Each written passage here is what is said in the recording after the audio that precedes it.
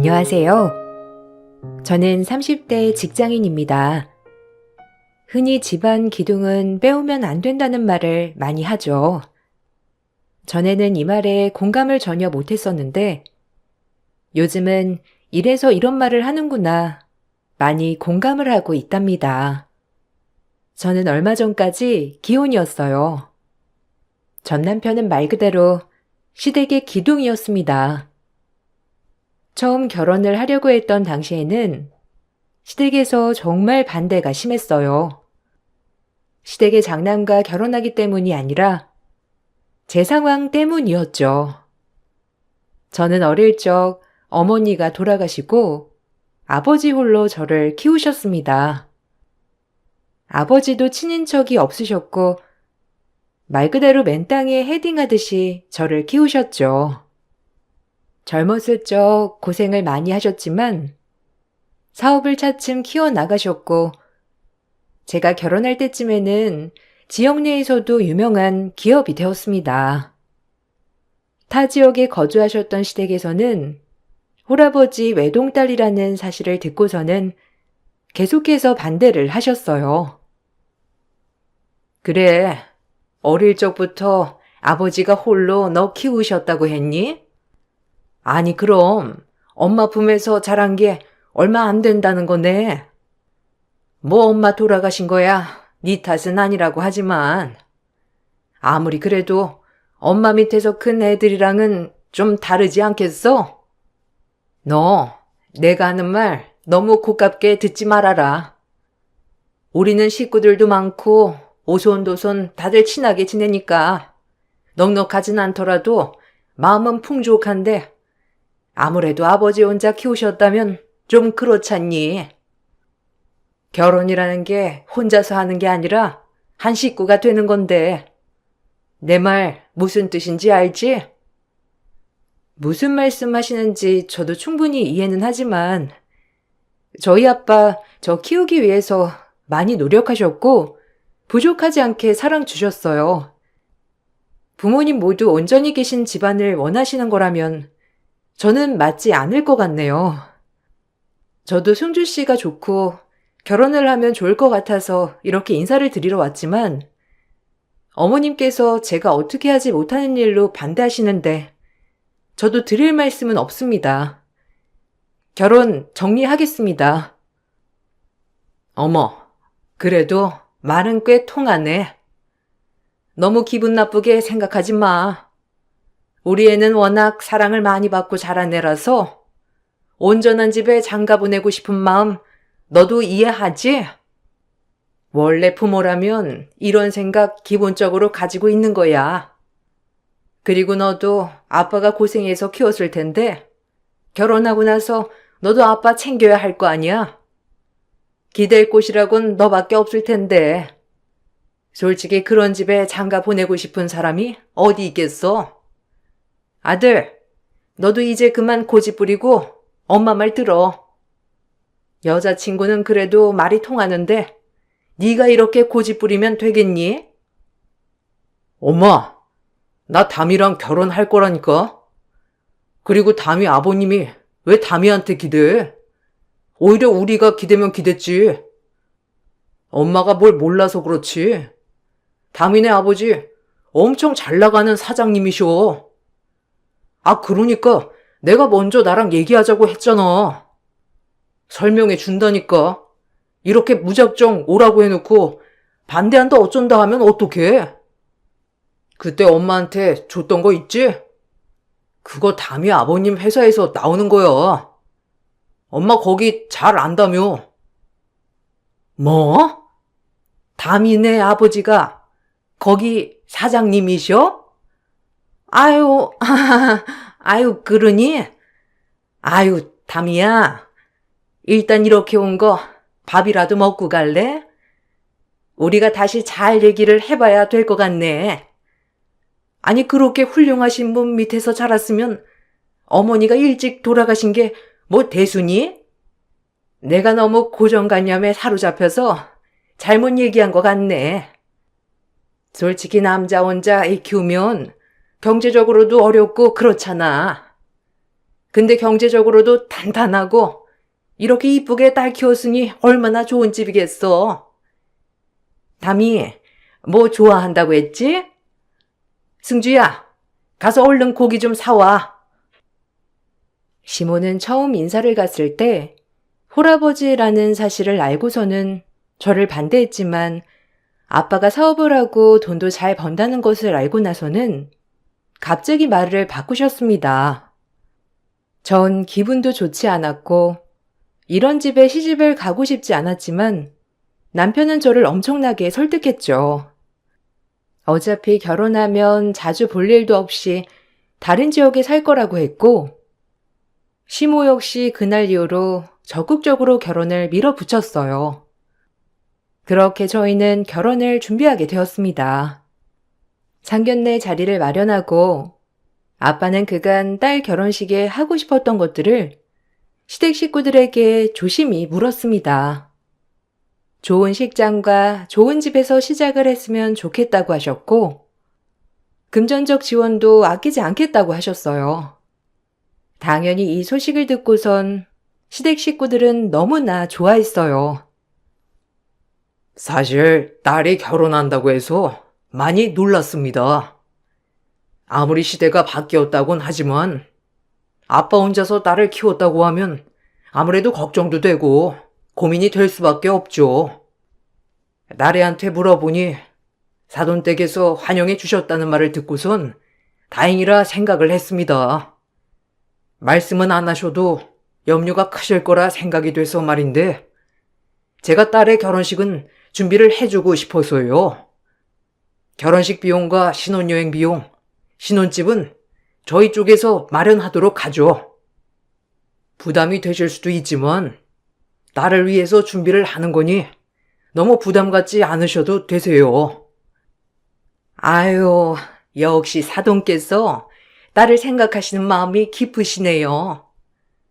다미가 어떻게 저렇게 참하게 잘 컸나 싶었는데 사돈을 만나 뵈니 그 이유를 알 것 같네요. 저희야 도움을 주신다면야 너무 감사하죠. 아시다시피 저희 쪽은 나이들도 많아서 아들이 혼자서 다 준비를 하겠다고 하는데 저희가 도와주려고 해도 아들은 극구 사양을 하는 상황이라서요. 그래서 오늘 온 김에 사돈께 그래도 부모가 해준다는 건 받아야 한다 말씀을 해주십사 부탁하려고 했는데. 아이고, 아닙니다. 저는 딸애 하나 키우는 것도 참 힘든데 정말 대단하십니다. 자녀분들이 5이라고 하셨죠?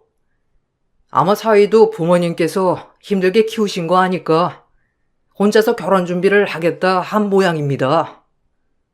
저는 딸의 혼자라 결혼할 때는 해줄 수 있을 만큼 다 해주고 싶단 생각입니다. 그러니 너무 신경 쓰지 않으셔도 됩니다. 그리고 원래 결혼할 때 예단을 해가야 한다고 하는데 저는 주변에 물어볼 사람이 없어서요. 사위 동생들도 필요한 게 있다면 편하게 말씀을 해주세요. 그것 봐요, 언니. 내가 뭐라고 했어요? 원래 결혼할 때 예단 다 해오는 거라니까. 안 그래도 오빠한테 말했었는데 절대 안 된다고 해서 입도 열지 못했었거든요.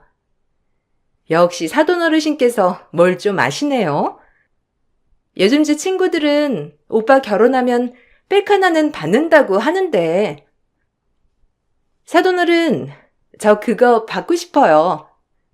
세연이 안 들고 다니는 것 좀 달라고 하려다가 마침 잘 됐다. 원래 결혼 계획은 남편과 저 둘이서 알아서 준비를 하려고 했지만 아빠는 외동딸 부족하지 않게 시집 보내고 싶다면서 고집을 부리셨고 저희는 아빠 덕분에 편하게 결혼 생활을 시작할 수 있었어요. 상견례에서처럼 철없는 신우는 셋이나 되어서 결혼을 한다고 하니 상황은 모르고 명품백, 화장품을 요구했고 아빠는 좋은 게 좋은 거라며 모두 다 해주셨죠. 결혼 준비를 하면서 몇 번이고 결혼을 엎어야 할까 고민을 했지만 아빠는 드디어 딸을 시집 보낸다며 누구보다 기뻐하셨고 그 앞에서 결혼을 하지 못하겠다는 말은 꺼낼 수 없었어요. 남편 또한 어차피 결혼하면 서로 명절이 아니면 볼 시간도 없다며 저를 달랬습니다. 그렇게 저희는 결혼을 하게 되었어요. 신혼집은 시댁과 멀리 떨어진 지역에 있었기 때문에 신혼 초반에는 거의 부딪힐 일이 없었죠. 남편도 다정하고 가정적이어서 행복한 결혼 생활을 하고 있다고 생각을 했어요. 그렇게 6개월의 신혼기간이 끝나고 악몽이 시작됐습니다. 어느 날부턴가 시모와 신우들이 주말마다 집으로 찾아오기 시작했고 그 시작은 제가 몸살이 나면서부터였어요. 담이야, 몸 많이 안 좋니? 아무리 연락해도 안 받길래 내가 그냥 와봤어. 승주한테 물어보니까 집 비밀번호 알려주더라. 몸이 많이 안 좋아? 어제 열 펄펄 났다며. 안 그래도 일하느라 바쁘네. 집안일은 어떻게 할까 싶어서 내가 와서 도와주려고. 우리 딸들이 손도 야무져가지고 집안일 잘하거든. 너는 얼른 다시 가서 쉬어. 집안일 우리가 다 정리해 줄 테니까. 아니, 어머님, 전화하셨었어요? 부재중 전화는 안 찍혀 있었는데. 집안일 안 하셔도 돼요. 저 오늘 그냥 푹 쉬려고요. 오늘 승주씨 야근한다고 늦게 온다고 했는데 혹시 통화는 안 하셨어요? 안 그래도 승주씨도 늦게 온다고 해서 저 그냥 아무것도 안 하려고 했거든요. 근데 뭘 이렇게 많이 사오셨어요? 저희 집 장 봐주신 거예요? 아, 너희 집 장도 봐주고 겸사겸사. 아니 아들 결혼했는데 언제 집들이 할 거냐면서 친구들이 다 묻잖아. 여기 신혼집 있다고 하니 다들 안 믿는 눈치더라고. 내가 자존심 상해서 오늘 오라고 했지. 네가 몸 아프다고 하니 내가 음식을 하는 수밖에 없겠네. 너는 신경 쓰지 말고 방에 가서 누워있어. 나중에 손님들 오면 나와서 인사하고 그래야 하니까 쉬고 있어. 네? 갑자기요? 저한테 아무 말씀도 안 하셨잖아요. 어머님, 오늘은 그냥 집에 가시면 안 될까요? 집들이 하시려고 하면 다음에 날 잡아서 하고 오늘은 진짜 아닌 것 같아요. 제 컨디션도 너무 안 좋고 승주 씨도 집에 늦게 온다고 하는데 손님들 초대하기는 좀 그래서요. 어머님, 다음에 하시고 그때는 제가 잘 준비해 볼게요. 아니, 약속을 했는데 어떻게 당일에 취소를 해? 그리고 네가 신경 쓸 거 없다니까? 내가 음식 다 만들 거고 우리 딸들이 다 세팅해 줄 거야. 내 손님도 있는데 딸들 친구들도 오기로 했거든. 아, 그리고 방 남는 거 있지? 딸들이 친구들이랑 여기 동네 구경 좀 하고 놀겠다네. 여기서 하루 묵어도 괜찮지? 어차피 밥만 먹고 잠만 자서 아침 일찍 나갈 거니까 괜찮을 거야.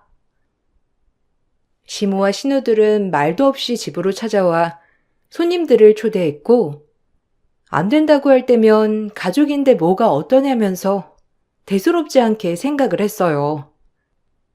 그렇게 한 번, 두 번 이어지다 어느 순간 매 주말마다 시모와 신우들이 찾아와 자신들의 손님들을 초대하고 집안을 엉망으로 만들고 가곤 했죠. 집을 꾸미면서 구입한 예쁜 소지품들도 하나둘씩 사라지기 시작했고 망가지는 것들도 많아졌어요. 결국 매 주마다 전 엉망이 된 집을 꼬박 밤새서 치우게 되었고 계속 피로가 누적되면서 하루는 직장에서 쓰러지고 말았어요. 같은 직장에 다니고 있던 친구가 아빠에게 연락을 하면서 아빠는 크게 화가 나셨고 남편에게 처음으로 화를 냈습니다. 자네 지금 뭐 하는 건가? 우리 딸 매주마다 시댁 식구들 뒤치다꺼리 하라고 내가 그 집 구해준 줄 아나? 아무리 그래도 매주마다 방문해서 집안일 시키는 건 말도 안 되는 거 아닌가? 자네가 우리 집에 와서 청소하고 빨래하라고 하면 자네 할 수 있어? 어떻게 그런 걸 중간에서 막아주지도 못하고 있는 거야? 얼마나 애를 시달리게 했으면 애가 일하다가 갑자기 쓰러져. 아, 죄송합니다, 아버님. 그렇지만 저는 모르는 일이었습니다. 주말마다 저한테 연락도 없이 가족들이 찾아와서 나중에 가고 나서 알거든요. 주말에 전 쉬는 게 아니라서 일을 나가다 보니 어떻게 된 건지 자세히 모르고 있었습니다. 다미한테 말했을 때도 괜찮다고 해서 저는 괜찮은 줄만. 정말 죄송합니다. 아버님, 다음엔 이런 일 없도록 제가 잘 말하겠습니다. 뭘 잘 말한다는 거야? 자네가 말하는 게 아니라 막아야 하는 거 아닌가? 이렇게 계속 우리 딸 괴롭힐 거면 그 집 처분할 테니 그렇게 알게. 내 딸 편하라고 준비해준 집인데 왜 다른 사람이 와서 제 집 행세를 하는 거야? 아무리 사돈이라고 하더라도 아닌 건 아니야. 내가 다시 한번 이런 일이 있었다고 하면 나 우리 딸 그 집에서 나오라고 할 걸세. 아버님, 죄송합니다. 엄마가 담이 힘드니까 집안일 도와주려고 오는 건데 담이는 스트레스를 받고 있었나 보네요. 그래도 엄마 오기 전보다 집이 많이 깨끗해지고 정리도 잘 돼 있어서 담이도 편한 줄 알았는데 어쨌든 집에 다시 한번 말해 놓겠습니다. 아빠는 남편에게 크게 화를 냈고 다음에 다시 한번 그런 일이 있으면 저를 데리고 가겠다고 으름장을 냈습니다. 남편은 제가 여러 번 언급을 해 상황을 알고 있음에도 불구하고 아빠 앞에서는 전혀 모르고 있었다며 발뺌을 했죠. 거기다가 퇴근하고 집에 오면 엉망이 된 집을 혼자서 청소하고 있는 것을 봤는데도 뻔뻔하게 시모가 집에 와서 청소를 해줬다고 거짓말을 했습니다. 전 그런 남편의 모습에 너무나 실망을 했어요.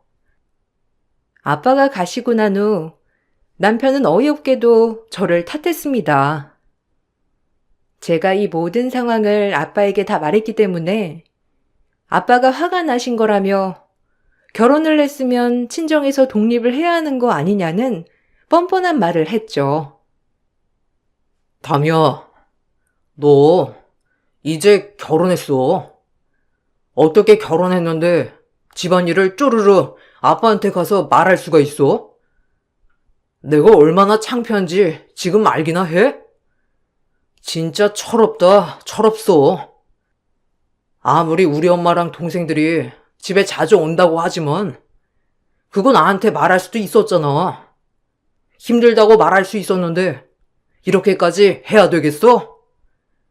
앞으로 아버님이 우리 사는 거 어떻게 생각하겠어? 뭐? 지금 이게 내 탓이라는 거야? 내가 왜 쓰러졌는지 승주 씨 다 알고 있잖아. 그러면서 이걸 왜 내 탓이라고 해? 그리고 내가 당신한테 중재 좀 해달라고 말 안 했어? 지금 수십 번은 더 말했어. 어머님이며 아가씨들이며 집에 와서 이것저것 다 만져대고 가지고 가는 통에 집 엉망이고 올 때마다 사람들 불러 모아서 술 마시고 난리 법석 만들어 놓아서 아랫집에서도 올라온 적 있다고 했잖아. 내가 말 안 했다고? 그때마다 당신 뭐라고 했어? 엄마랑 동생들이 이런 집에서 살아본 적 없어서 그런 거라고 조금만 참으라고 했잖아. 지금 몇 개월째인 줄이나 알아? 아, 내가 조금만 참아달라고 했잖아. 와서 엄마랑 동생들이 너한테 이거 해달라 저거 해달라 한 적 있어? 와서 그냥 집에서 놀다가 가잖아. 알아서 밥도 해먹고 하는데 네가 뭐가 불편한데? 그래, 너 말 잘했다.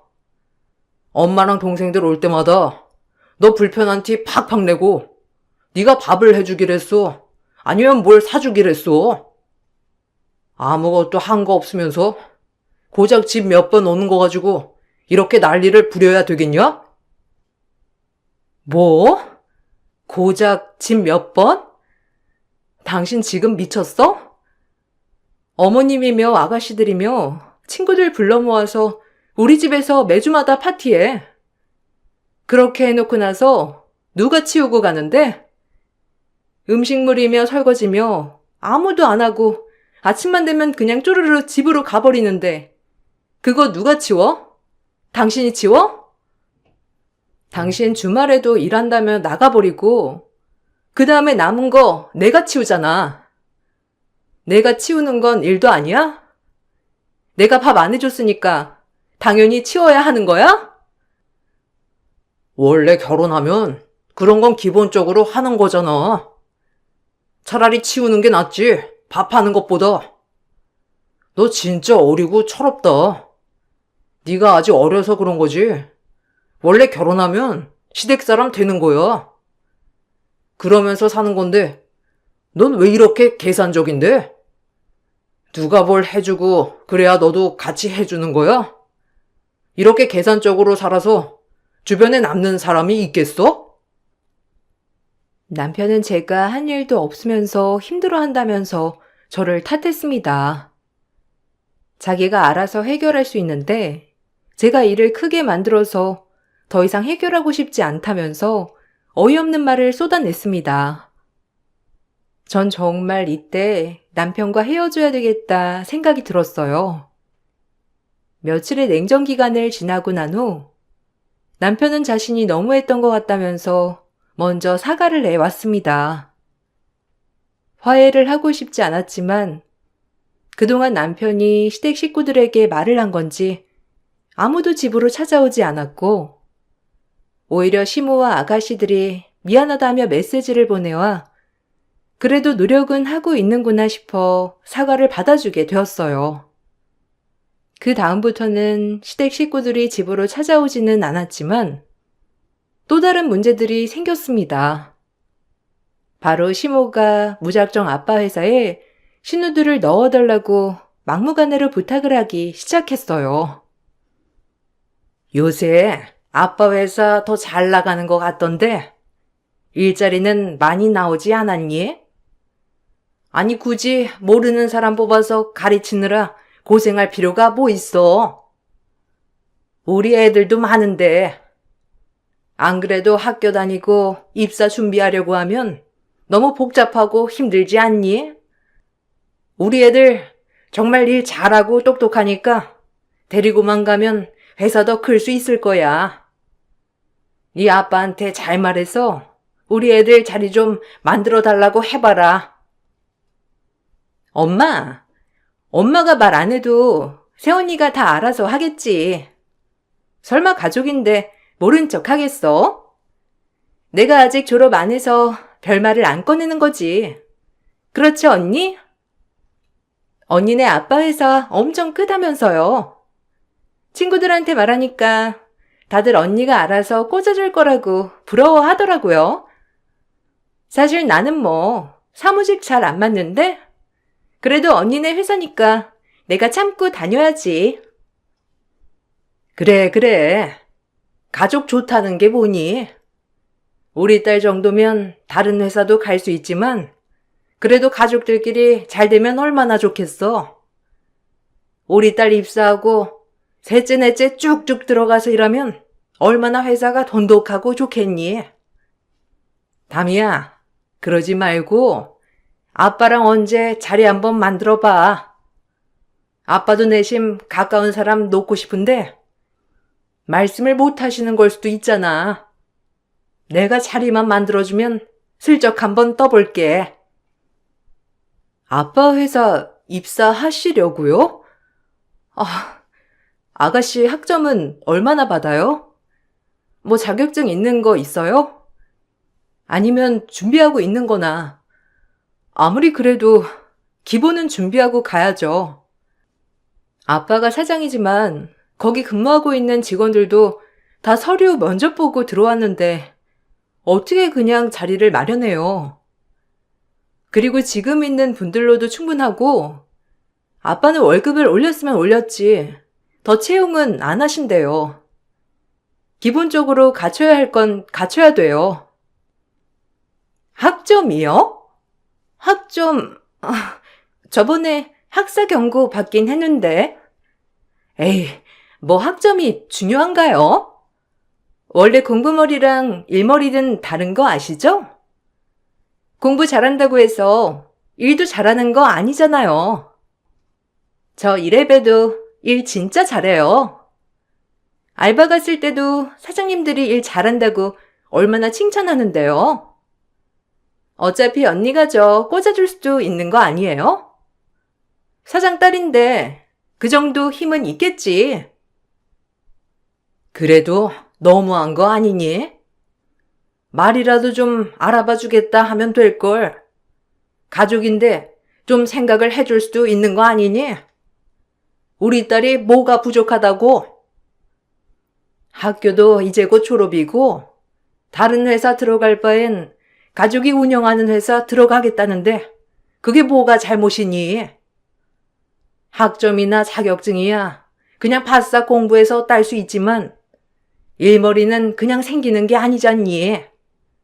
네가 잘 좀 말해봐라. 시모는 학점도 엉망에 자격증 준비도 하나도 안 하고 있는 신우를 어떻게든 아빠 회사로 넣으려고 했어요.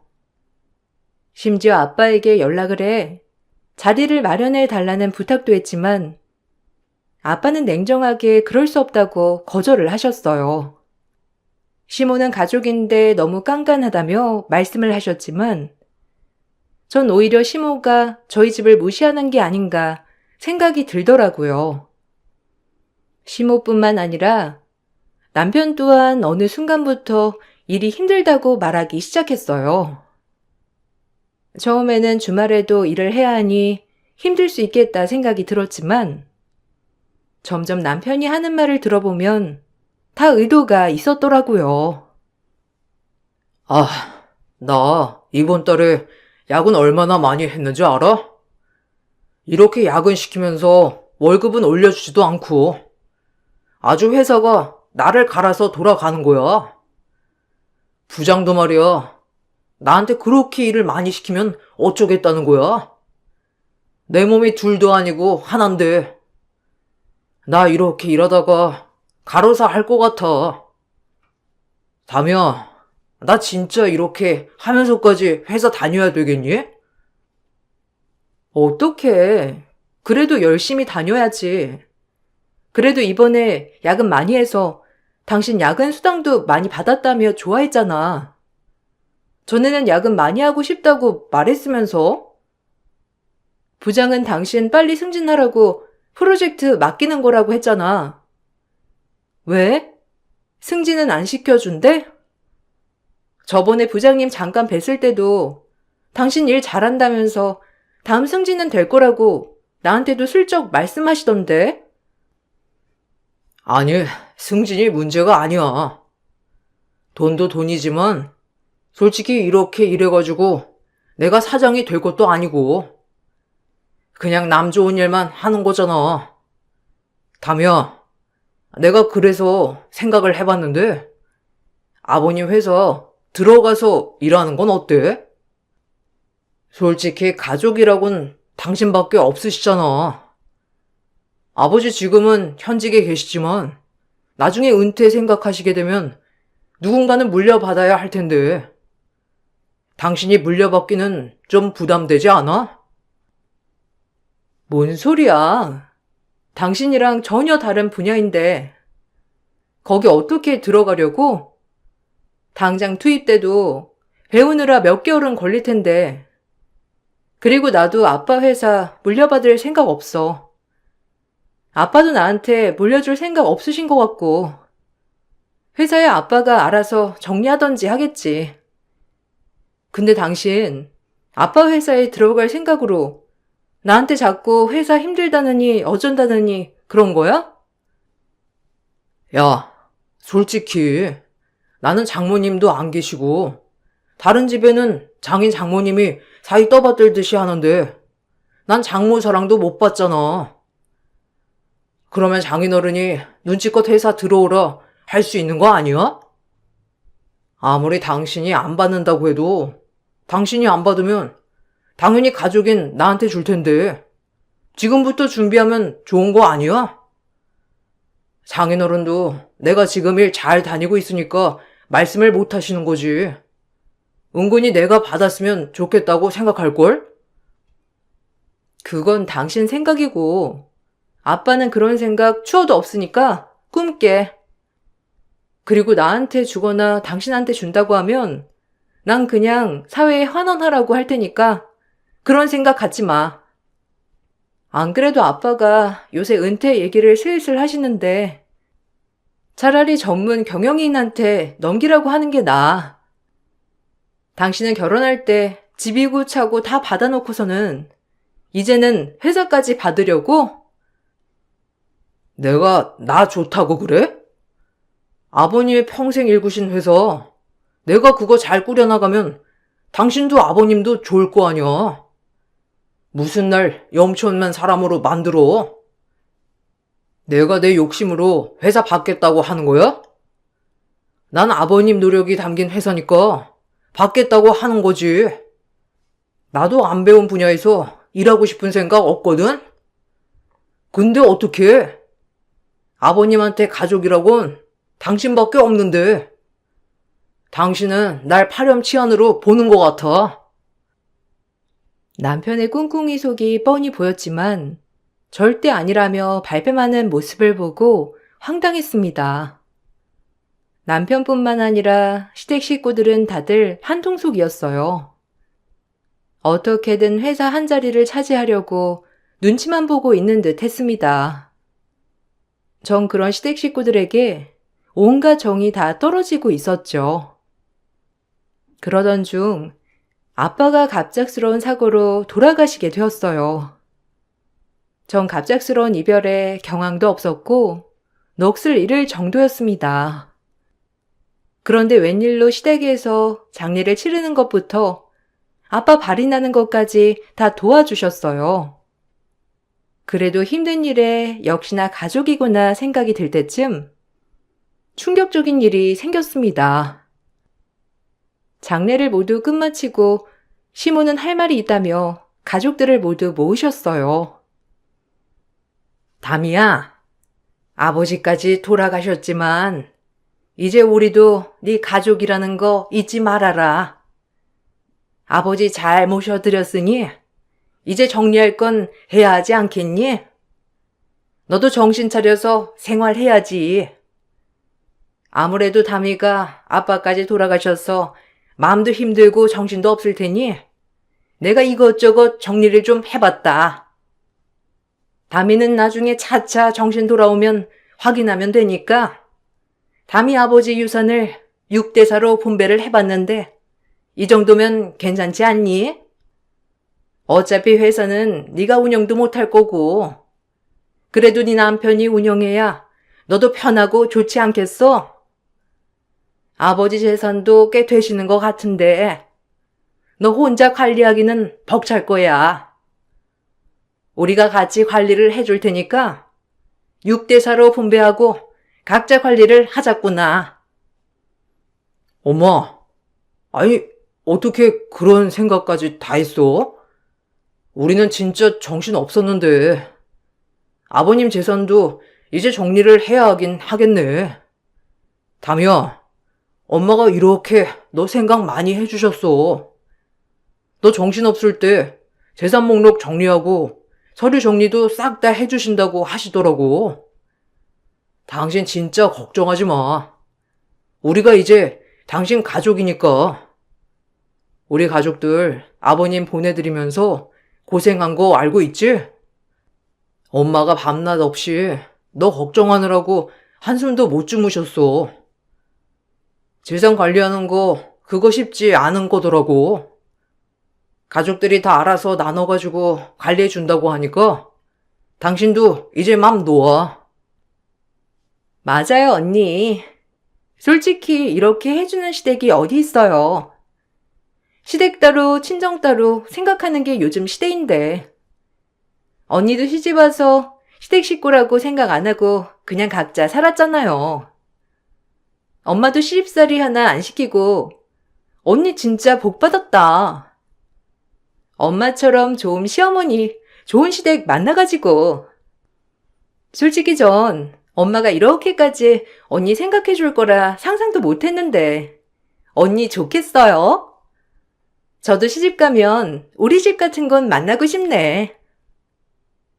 넋을 놓고 멍하니 있었던 저는 시모와 남편 신우의 말에 정신이 번쩍 들었습니다. 제가 정신이 없는 와중에 얼른 재산을 정리할 요량으로 미리 서류까지 다 작성해 놓고선 저에게 동의만 해달라고 한 것이었죠. 시댁 식구들의 꿍꿍이 속을 눈치채고선 전 그동안 참아왔던 말을 했습니다. 먼저 전 아빠가 남긴 상속봉투를 열었어요. 갑작스럽게 가지고 온 상속봉투 때문에 시댁 식구들도 어리둥절했습니다. 사실 아빠는 어릴 적 엄마가 갑작스럽게 사고로 돌아가시고 난 후부터 매년 유언장을 작성하셨거든요. 이 사실을 모르고 있었던 시댁 식구들은 갑작스러운 사고에 유언이고 뭐고 아무것도 없을 거라 생각하고선 그렇게 재산을 가지고 가려고 했던 것이었어요. 아빠가 작성한 유언장에는 회사는 전문 경영인에게 맡기고 자신의 지분은 모두 저에게 유산으로 남기겠다고 했어요. 유언 어디에도 유산을 시댁 식구들에게 주겠다는 말은 없었습니다. 전 그와 동시에 시댁 식구들 앞에서 남편과의 이혼을 선언했습니다. 저 남편이랑 이혼하겠습니다. 더 이상은 못 해먹겠네요. 이렇게 뻔뻔한 집안에서 지금까지 버틴 것만 해도 장하다 생각합니다. 그런데 더 이상은 버티는 게 어려울 것 같네요. 남편이랑 이혼할 거고 당신들이 말하는 대로 유산은 분배해 줄 수 없으니 그렇게 하세요. 어떻게 아빠가 그동안 쌓은 노력을 그렇게 꽁으로 가져갈 생각을 하세요? 너 지금 뭔 소리야? 장래까지 애쓰게 도와줬더니만 은혜는 모르고 이따위 짓을 해? 이게 정말 이렇게 배은망덕한 일이 어디 있어? 그리고 이게 네 아빠 재산 꽁으로 가져가려고 하는 거니? 그 많은 재산 네가 어떻게 관리할 건데? 너 그렇게 많이 받고 나서 관리 제대로 안 하면 세금 폭탄 맞는 거 모르니? 네가 세상을 모르니까 우리가 도와주겠다고 하는 거잖아. 와, 어이가 없네. 저기요, 아주머니. 이 상속봉투 어디서 받았는지 아세요?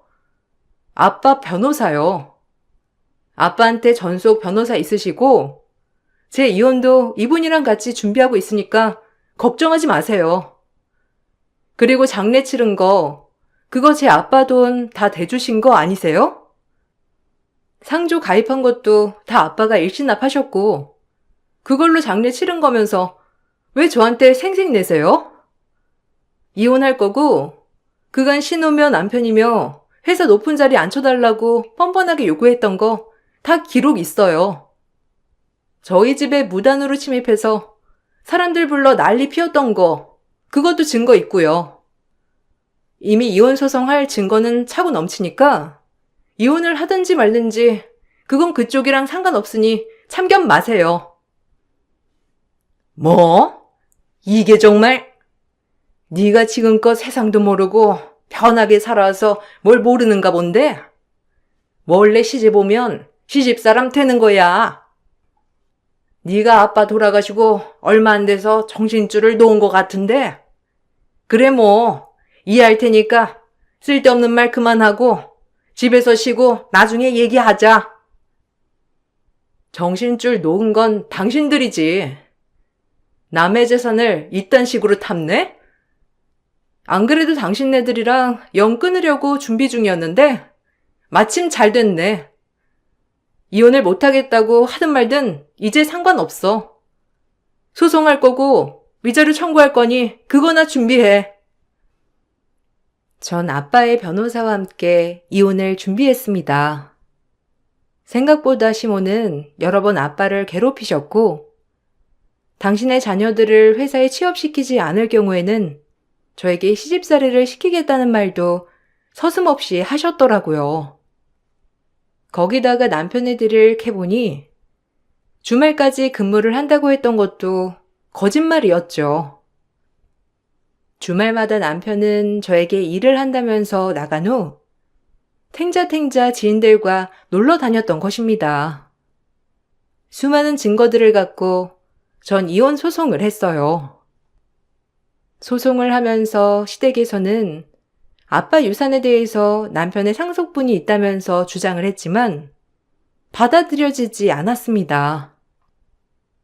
유산은 원래 분할할 재산도 아닐 뿐더러 이에 기여한 바도 하나도 없다는 것을 밝혔기 때문이죠.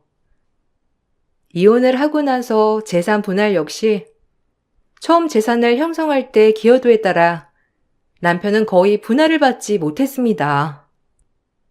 오히려 남편에게 이혼 사유가 있었기 때문에 저에게 위자료를 주게 되었죠. 시모는 뒤늦게 자신의 욕심이었다며 사과를 했지만 이미 시댁 식구들의 욕심을 봤기 때문에 더 이상 연을 이어나가고 싶지 않았어요. 시간이 지나고 지인이 말해주길 대학을 졸업한 신우는 학점도 자격증도 엉망이라 아무것도 취업하지 못했고 아르바이트만 하면서 살고 있다고 하더라고요. 거기다가 남편은 회사 일을 제대로 하지 못해 권고사직을 하게 되었고 전보다 훨씬 더 못한 곳에서 일을 하고 있다고 하네요. 전 마지막 아빠의 소원을 들어주기 위해서 아빠의 회사에 들어가 일을 배우고 있답니다. 사실 아빠는 제가 회사를 물려받길 원하셨거든요. 전문 경영인분이 경영을 하고 있지만 저도 열심히 배워서 아빠의 노력을 끝까지 이어나가 보려고요. 제 긴 사연을 들어주신 분들께 정말 감사드립니다. 안녕하세요. 저는 62세에 그동안 살면서 정말 많은 일들을 겪었습니다. 남편과 아무것도 없이 결혼해서 먹고 살겠다고 발버둥 치면서 앞만 보며 달려왔습니다. 저희가 처음으로 시작한 건 동대문에서 작은 노점상 하나 차려서 토스트 만들어 팔며 출퇴근하는 사람들을 상대로 열심히 장사했어요. 그렇게 없이 살아오면서도 그래도 좋았던 건 남편과 뱃속에 있는 아이와 함께 할 수 있었고 부족하지만 웃으면서 행복하게 살아갈 수 있어서 결혼한 걸 후회하지 않았어요. 그렇게 뒤도 안 돌아보고 태어난 딸 뒷바라지 해주며 살다 보니 꼬깃꼬깃한 돈 차곡차곡 모아 집도 점점 넓혀갔고 노점상에서 한 평 남짓한 작은 매장 하나 차릴 수 있었습니다. 없이 시작하다 보니 조금씩 넓혀가며 저희 가족에게도 꽃피는 날이 가까워 오는 것 같아 더욱더 힘이 났어요. 바쁘게 살아온 만큼 어느덧 제 딸도 초등학생에서 고등학생이 될 정도로 세월은 빠르게 흘렀고 저희는 토스트 매장이 잘 되기 시작하면서 타 지역의 체인점까지 개업하게 되었습니다. 점점 넓혀가며 들어오는 수익은 가족의 삶에 많은 도움이 되었고 너무 많은 사랑을 받게 되면서 국내의 체인점 매장이 점점 많아지게 되었어요. 처음부터 이렇게까지 될 거라고 전혀 생각하지 못했었는데 어느덧 체인점은 국내에 10개 정도까지 넓혀지게 되었고 직원 수도 점점 많아지면서 동대문에서 노점상으로 토스트 하던 저희 매장의 변화에 과거에 고생했던 기억들이 떠올라 너무 감격스러워 눈물까지 흘렀었어요. 체인점이 많아질수록 들어오는 수익 또한 많았지만 그만큼 문제도 있었어요. 각자 운영 방식이 다르다 보니까 각 매장을 신경 써야 했고 고객 응대가 잘 이루어지지 않는 매장은 저희 토스트 매장 이미지에 직결타를 주게 되었습니다. 아무래도 철저한 관리가 필요할 것 같아 매장만 돌아다니며 따로 관리하는 직원을 고용했고 다행히도 꾸준한 관리로 인해 앞으로 모든 게 잘 해결될 것 같았어요. 그렇게 저희 가족은 없이 시작했지만 넓은 아파트로 이사를 갈 수 있었고 재산 또한 꽤 많이 보유할 수 있었습니다. 금전적으로 여유가 생기다 보니 딸의 뒷바라지도 문제없이 잘 해결할 수 있었어요. 충분한 여유는 삶의 인생을 완전히 바꾸어 놓았고 앞으로 저희가 운영하는 매장이 전국 곳곳에 들어설 수 있게 더욱더 많은 노력을 기울였습니다. 더 이상 바랄 것도 없었어요. 행복하게 살기만 바랬습니다. 과거에 힘들었던 그때로 돌아가고 싶지 않았어요. 그런데 왜 모든 건 바라는 대로 이루어지지 않을까요?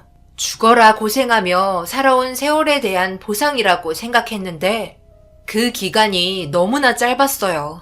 본사에서 만들어지는 재료에 위생상 문제가 생긴 상태로 전국에 있는 매장으로 퍼졌고 집단 식중독이라는 돌이킬 수 없는 결과를 가져오면서 모든 걸 배상해야만 했습니다.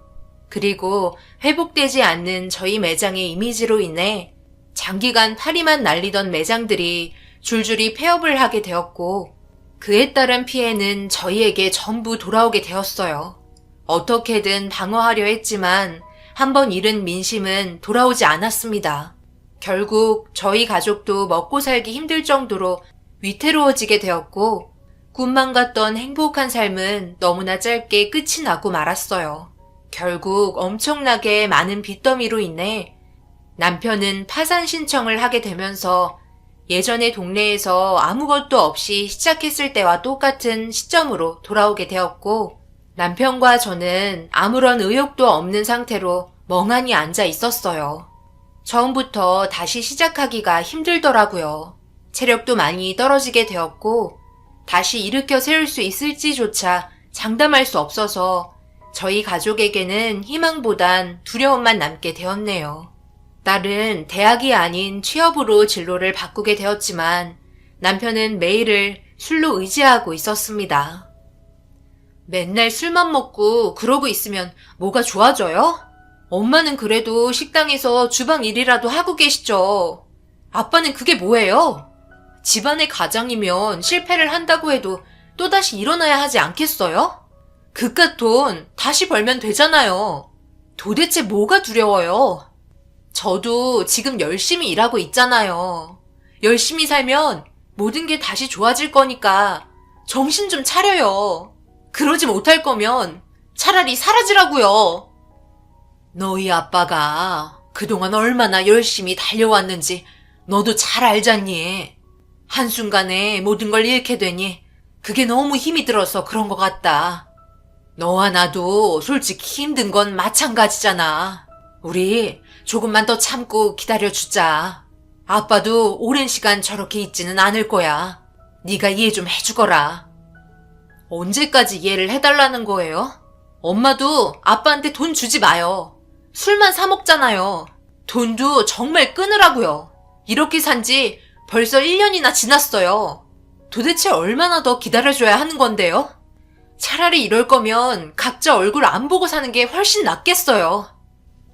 남편은 딸이 한 소리 했다고 술에 많이 취한 듯 눈물을 흘리기 시작했고 그런 모습에 한숨만 쉬던 딸은 답답한지 다시 밖으로 나가버렸습니다. 딸의 마음도 이해하고 남편의 마음도 이해합니다. 그렇기 때문에 저라도 열심히 버티고 있어야 언젠가 다시 집안이 일어날 거라 생각했어요. 그렇게 또다시 몇 달의 시간이 흐르는 동안 딸은 한 번도 집에 찾아오지 않았어요. 그리고 남편은 점점 술에 의지하기보단 밖에서 먹고 살 수 있을 만한 일거리를 찾아 나섰고 좋은 날이 다시 다가오길 매일 기도하면서 서로 각자의 위치에서 정말 열심히 살았습니다. 남편은 집에 들어오는 시간이 점점 줄었어요.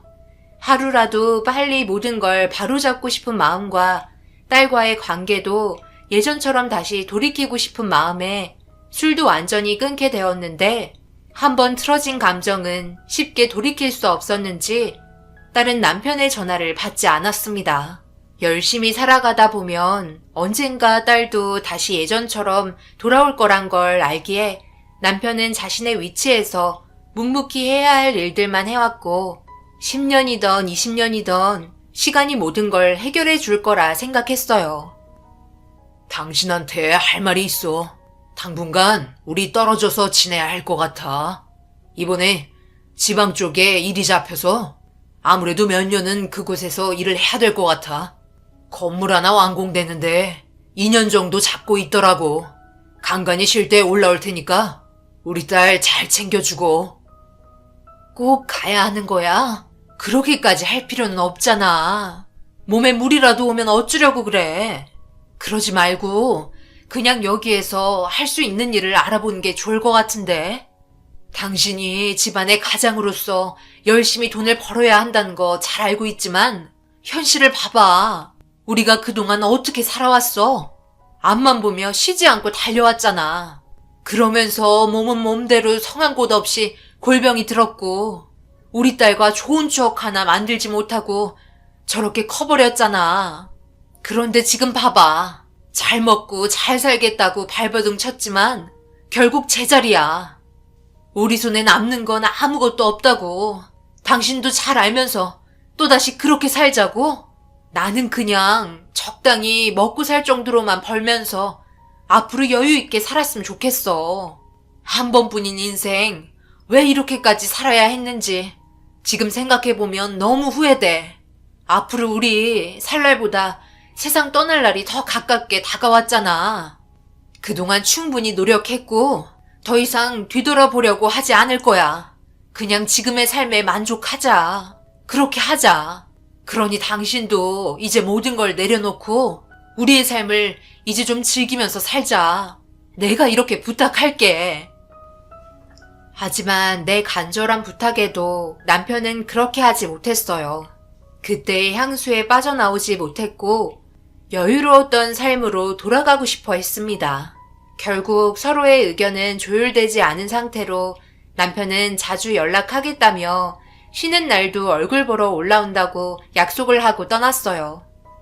그렇게 전화가 올 때면 잘 지내고 있는지 서로의 안부를 물으면서 매일 불안한 마음을 가지며 살고 있었는데 언제부턴가 남편에게 연락이 닿질 않더라고요. 아무리 늦어도 자기 전에는 꼭 한 번은 연락이 왔었는데 갑자기 연락이 끊기니 남편에 대한 걱정은 점점 더 커지게 되었고 일하는 곳도 알지 못한 상태라 두려운 마음은 쉽게 가라앉지 않았어요. 그렇게 하루가 지나고 일주일이 지나고 불안한 마음에 딸에게도 남편에 대한 소식을 알려주었고 딸은 그새 못 참고 돈 좀 모였다고 술 마시는 거 아니냐며 별일 아닐 거라고 얘기했지만 제가 볼 때는 전혀 그렇게 느껴지지 않았어요. 그런데 그 기간이 한 달이 넘어가게 되니 딸도 문제가 생긴 것 같다는 느낌을 받았는지 평소에 표현도 안 하던 딸이 불안해하면서 집으로 찾아왔습니다. 실종 신고는 했어요? 갑자기 이렇게 연락이 안 될 일은 없을 텐데. 앞으로 저희가 해야 될 일은 뭐예요? 당연히 실종 신고는 했지. 경찰서에서는 연락할 때까지 기다리라는 말밖에 없네. 문제는 너희 아빠가 쓰는 돈이 없잖아. 카드도 없어서 핸드폰밖에 없는데 핸드폰마저 꺼져 있으니 어떻게 할 수가 있겠어. 그래서 알아보는데 시간이 오래 걸린다고 그러네. 그렇게 남편의 연락을 목 빠지게 기다리는 것밖에는 저희가 할 수 있는 일은 없었어요. 어느 정도 시간이 흐르면 어떤 소식이라도 접할 수 있을 거라 생각했는데 점점 더 길어지는 시간은 저희를 불안하게 만들었고 결국 경찰서에서 난리를 치는 상황까지 발생이 되었습니다. 경찰서에서도 현재 남편의 행방에 대해 최대한 열심히 조사하고 있지만 남편의 행적이 전혀 잡히지 않아 경찰분들도 답답할 뿐이라며 노력하고 있다는 말뿐이었고 아무것도 하지 못하는 상태로 그냥 경찰서에서 기다리고만 있을 수는 없어서 경찰분들이 알려준 남편이 일하던 곳으로 찾아갔습니다. 남편에게 문제가 있다고 생각한 시점에 퇴사 처리를 했다는 것만 알고 있어서 답답할 뿐이었어요.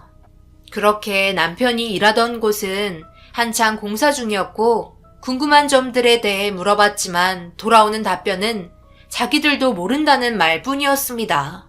경찰분들한테 충분히 설명했으니 더 이상 찾아오지 말라고 저와 딸을 내치며 막말을 퍼부었어요. 결국 아무것도 얻지 못한 상태로 허무하게 집으로 돌아와 언젠가 연락이 될 거라고 생각하며 하루하루 버틴 게 어느덧 5년이라는 세월이 흘러버렸습니다. 경찰분들도 포기를 한 상태 같았어요.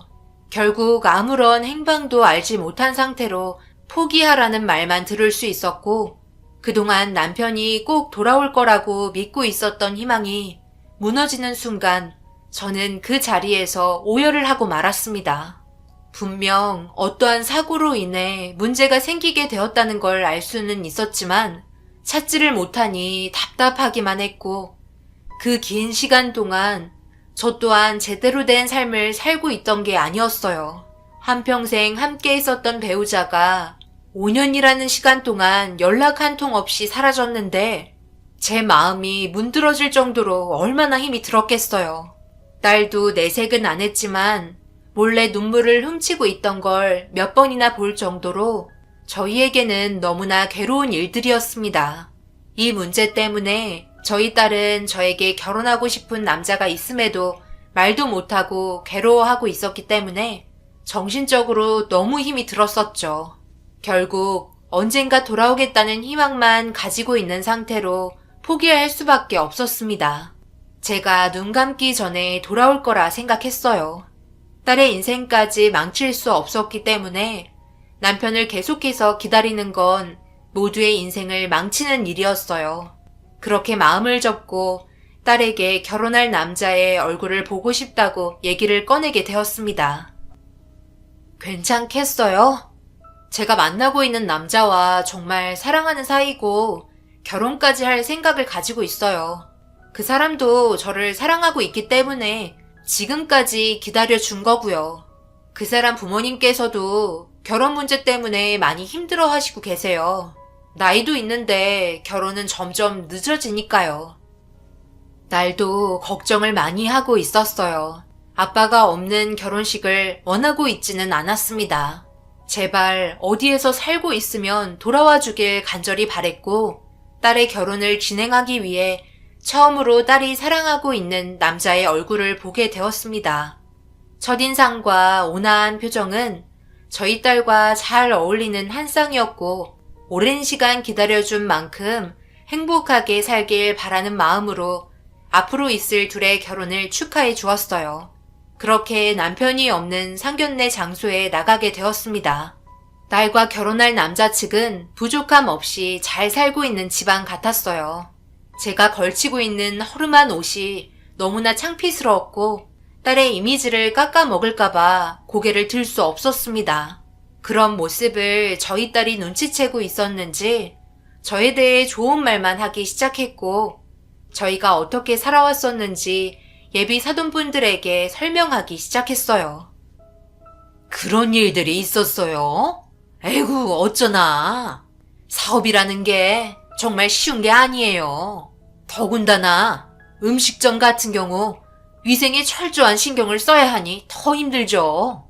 참 안타깝지만 어쩌겠어요. 벌써 엎질러진 물이고 주워 담을 수 없잖아요. 현실을 받아들이고 열심히 살아가는 수밖에요. 제가 무슨 말을 해야 할지 모르겠네요. 저희도 사업 하나 하고 있는데요. 예전에 큰일이 하나 있었다니까요. 안사돈이 무언가를 말하려고 하는 순간 사돈 어른이 헛기침을 하면서 안사돈의 옆구리를 툭툭 찔렀고 순간 당황했는지 다른 말로 돌리기 시작하셨어요. 예비사위 또한 어색한 웃음으로 상황을 모면하려고 하는 것 같았습니다. 아무래도 별로 얘기하고 싶지 않은 일들을 안사돈이 아무 생각 없이 꺼내려 하자 사돈 어른이 그만하라고 신호를 준 것 같았어요.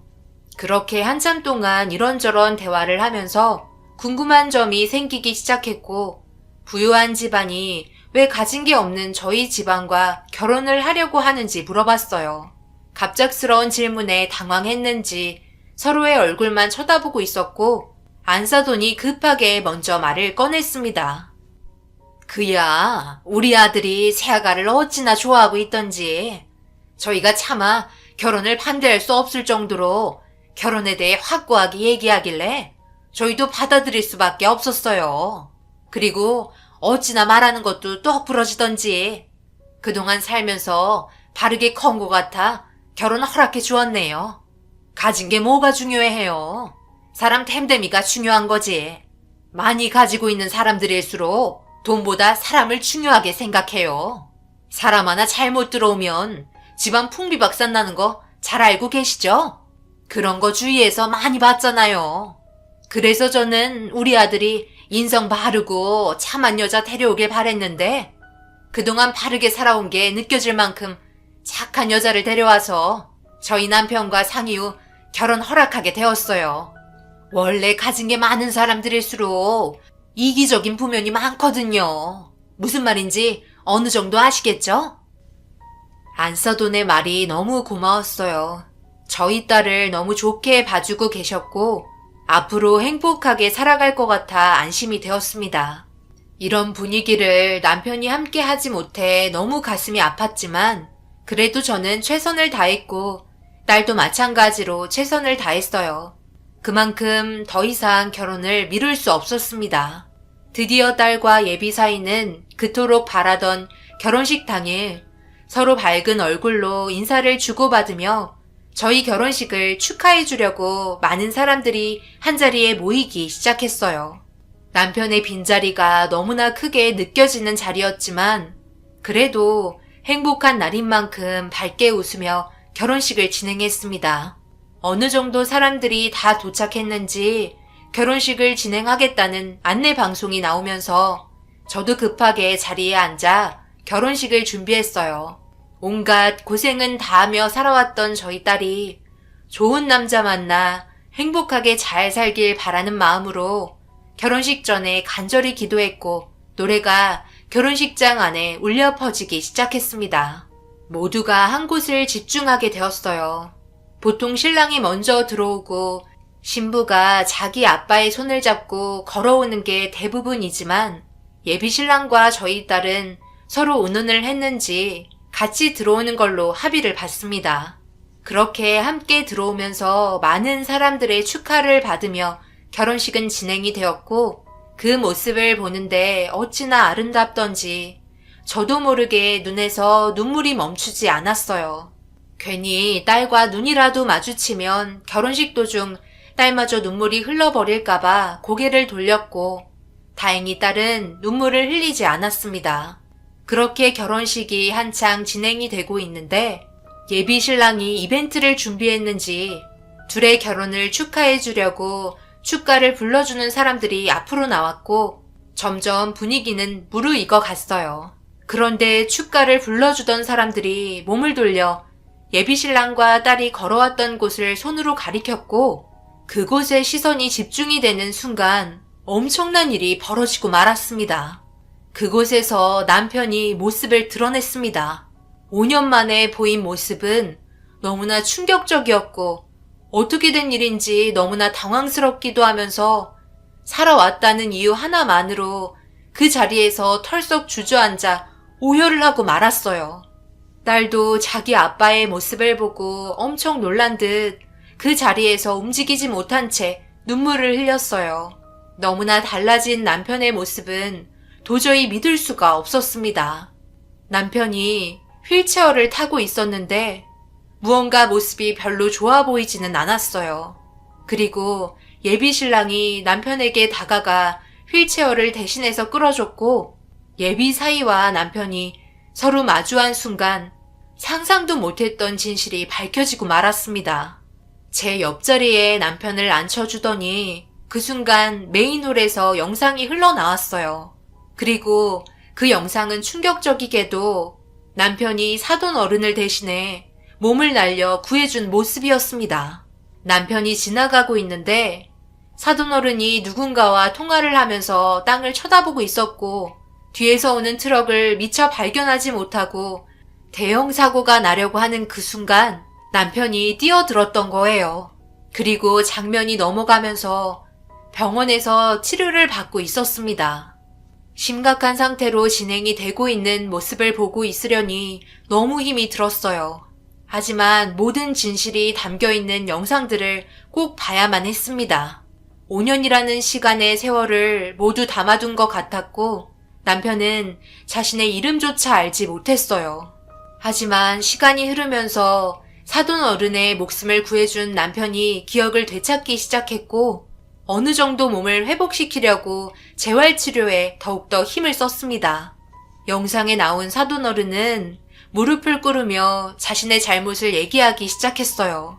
저희 가족에게 알리기가 너무나 두려웠고 그래서 VIP 병실에 남편을 숨겼다며 몸이 회복이 될 때까지 모든 걸 지원해주고 정상이 되었을 때 다시 제자리에 돌려놓고 싶었지만 교통사고로 인한 장애는 더 이상 좋아질 수 없다는 결과에 죄송하다며 괴로운 눈물을 보여주고 있었습니다. 거기에 더해 더 충격인 건 남편이 사고가 나기 전부터 저희 딸과 예비 사이는 서로 만나고 있던 사이라는 걸 알게 된 순간 이 사실이 밝혀지면 자기 아들이 사랑하는 여자와 헤어지게 될 거라는 결말에 섣불리 모든 진실을 말하기가 힘들었다는 충격적인 말들을 꺼내 놓았어요. 진심을 다해 사과를 하는 모습과 최선을 다했지만 정상으로 돌려주지 못해 죄송하다며 영상 속 사돈 어른은 오열을 하고 있었어요. 그리고 저에게 천천히 걸어온 사돈 어른은 5년의 시간 동안 자신이 한 행동에 대해 너무나 큰 죄책감을 느끼고 있었고 그동안 말하지 않고 숨기고 있었던 사실은 전부 법적으로 처벌을 받겠다는 말을 꺼냈습니다. 저는 믿을 수 없는 상황들에 너무나 당황스러워 아무 말도 하지 못했어요. 모든 걸 공개적으로 자신의 행동에 대해 잘못했다고 사과를 하고 있는데 제가 거기에다 침을 뱉을 수는 없잖아요. 사돈 어른이 무릎을 꿇고 용서를 빌자 예비 사이마저 다가와 무릎을 꿇었습니다. 그리고 하는 말이 제 딸과 헤어지는 게 너무나 괴로울 것 같아 내린 결정이었다며 용서를 빌기 시작했어요. 그런데 그 순간 남편이 휠체어에서 천천히 일어나 쩔뚝거리며 걷더니 사돈어른 앞에 털썩 주저앉으며 엎드려 있는 몸을 일으켜 세워줬습니다. 남편은 저에게 사돈어른이 아니었다면 자기는 이 세상 사람이 아니었다는 말과 함께 자기가 아무것도 하지 못하는 장애를 가지고 가족들 곁에 돌아가 더 안 좋은 환경과 절망만 안겨주는 삶을 주고 싶지 않아 자기도 같이 동의한 부분이라고 사돈어른의 편을 들어주었어요. 남편은 불행한 모습으로 저희에게 보여주고 싶지 않아서 내린 결정이니 이 일을 더 이상 크게 만들지 않길 바라고 있었습니다. 상황이 어찌 되었든 살아 돌아온 남편을 보니 제 마음이 어느 정도 안정이 되었고 어떤 마음으로 일을 진행했는지 충분히 이해할 수 있었어요. 남편은 딸을 바라보며 사랑하는 사람과 행복하게 살길 바라고 있었어요. 모든 사건은 자신이 내린 결정이었으니 사돈어른과 예비 사이는 잘못이 없다며 이 문제로 결혼식을 안 하겠다는 말은 하지 말라고 천천히 일어나 딸의 손을 잡아주었습니다. 제대로 버티며 서 있기가 힘든 듯 쓰러지려고 하는 남편을 예비 사이가 부축해 주었고 결혼식은 예정대로 진행이 되었어요.